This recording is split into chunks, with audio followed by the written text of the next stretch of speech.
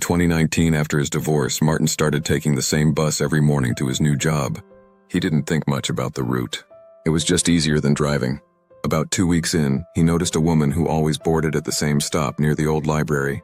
She looked to be in her 40s, a little older than him, always dressed neatly, always carrying a blue tote bag. What caught his attention wasn't anything obvious. It was her expression, a kind of tired, searching look, like she was waiting for something that never came. At first, he tried not to think about it. He was dealing with his own mess after all. But every morning, she was there. Same stop, same seat by the window.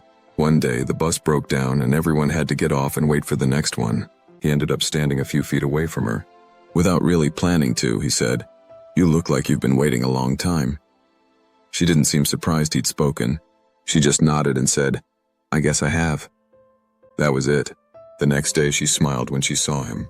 A week later, they started sitting together.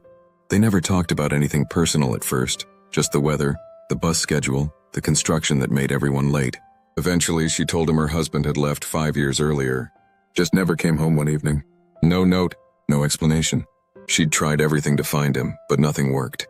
And after a while, she stopped expecting answers. Still, she came to that bus stop most mornings.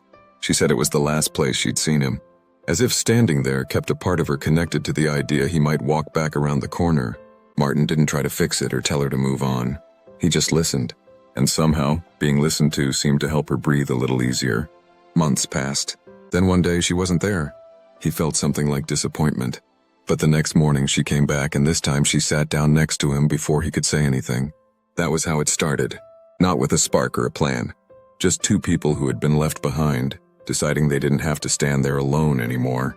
Thank you for listening. Until the next heartbeat in a story.